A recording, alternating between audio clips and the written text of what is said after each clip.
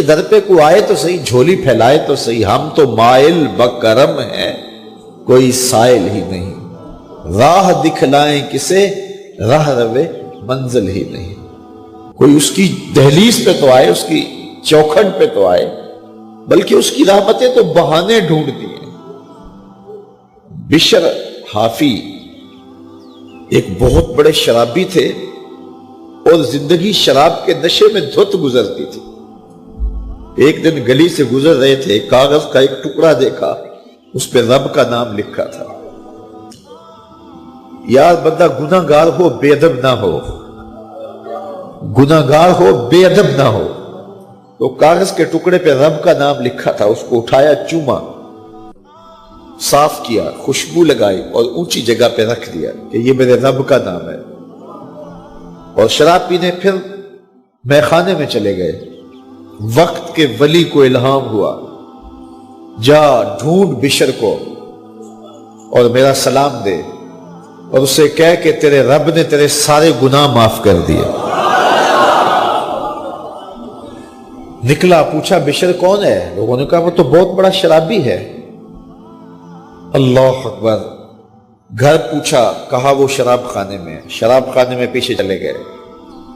وقت کا ولی اللہ شراب خانے کے دروازے پہ دستک دے رہا ہے۔ اندر سے آواز آئی، کون؟ نام بتایا، کہا میں بشر کو ملنا چاہتا ہوں۔ کہا وہ تو نشے میں دھت پڑا ہے۔ ساقی میخانہ نے کہا کہ وہ تو نشے میں دھت پڑا ہے، کہا اسے ملنے آیا ہوں۔ تو اس نے جا کے کہا کہ باہر تیرا کوئی مہمان ہے۔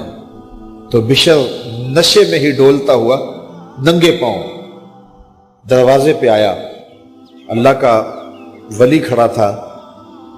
کہا کہ تیرے رب نے تجھے سلام بھیجا ہے، تو نے اس کے نام کی قدر کی تھی اور اس نے تیرے سارے گناہ معاف کر دیے۔ بشر حافی ننگے پاؤں تھے، اس وقت نشے میں تھے۔ نشہ شراب کا تھا، لیکن رب کا سلام آیا تو یہ نشہ اس سے بھی اوپر تھا۔ جھوم اٹھے اور کہا کہ میں اب رب کا سلام آیا ہے تو اب میں ننگے پاؤں تھا، اب ساری زندگی میں جوتا نہیں پہنوں گا۔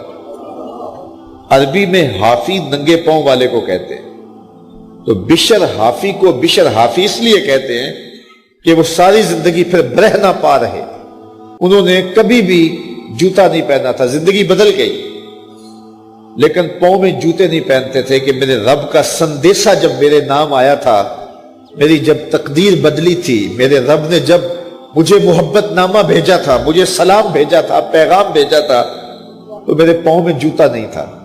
تو بشر حافی جوتا نہیں پہنتے تھے، تو رب نے کرم یہ کیا کہ بشر حافی نے گھر سے مسجد میں جانے کے لیے جو راستہ اختیار کرنا ہوتا تھا، اس راستے پر جانور گوبر نہیں کیا کرتے تھے، جانور لیٹ نہیں کیا کرتے تھے۔ یہ بشر حافی کی گزرگاہ ہے۔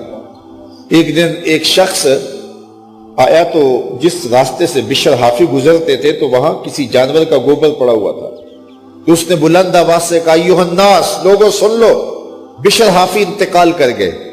لوگوں نے کہا تمہیں کس نے بتایا ہے؟ کہا یہ گوبر پڑا ہوا ہے، اس کا مطلب ہے کہ آج بشر حافی اس گلی سے نہیں گزریں گے۔ تو جب پتہ کیا گیا تو حضرت بشر حافی کا واقعہ انتقال ہو گیا۔ کوئی سچی توبہ کرے تو صحیح، کوئی اس کی دہلیز تو آئے تو صحیح۔